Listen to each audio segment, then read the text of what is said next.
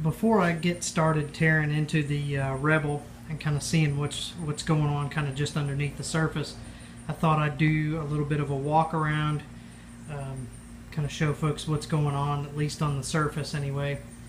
This is a Honda Rebel 450. They do not make these anymore. They only made them for a couple of years.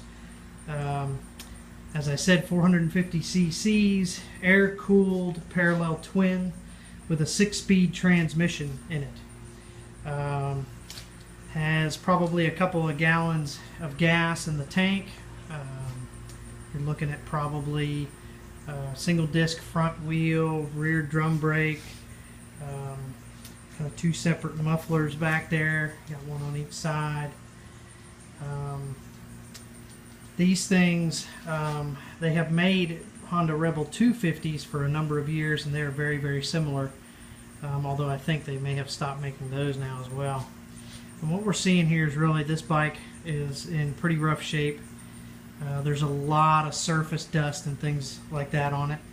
You get close, you can see there's just a lot of stuff kind of laying on the bike at this point. Some points of corrosion. Stuff is a little bit, most of that looks like it's kind of surface stuff. Can probably take it off with a little elbow grease and maybe kind of get things refinished a little bit. There's some rust and things down here. The main area of concern for this thing is over here on the left hand side of the bike, just above one of the carburetors. You can see that the tank has ruptured and gas has begun to leak out and pour down the carburetors and onto the engine casing. The gas that's in here is probably about 7 or 8 years old, somewhere around in there.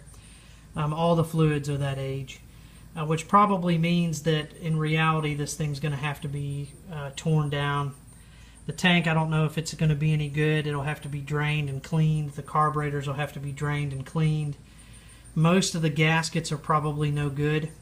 Whenever we put this thing in the shed 7 years ago, it was having some electrical problems where one cylinder would literally shut down. I always suspected it was kind of a coil issue anyway, and I imagine that those problems really haven't gone anywhere. That's the air cleaner there. It still has the battery in it from 7 or 8 years ago, which of course is no good.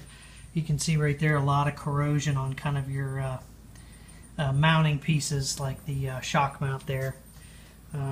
That is the original seat, which has been scaled down, shaving off a few inches for a taller rider, or a shorter rider, that is.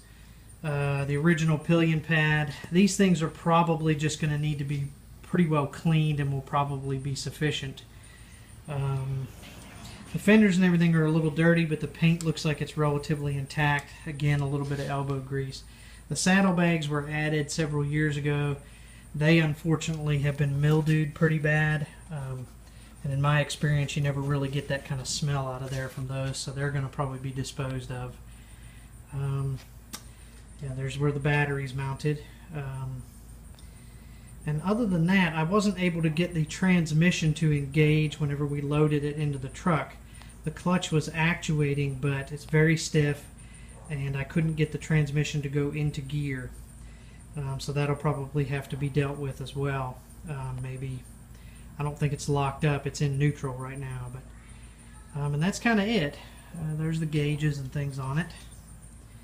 I think you can see it too well. There's basically the speedometer, which has about 9,611 miles on it. There's your ignitions cylinder there, and your kind of idiot light system.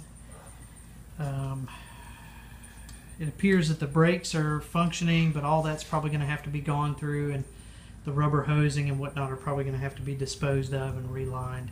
So we'll kind of see what we get into as we tear this thing down. Some of it, I think, is that the motor may eventually have to come out and be gone through a little bit, but we'll deal with that when the time comes. So that's it. That's kind of pre-wrench stage at this point. So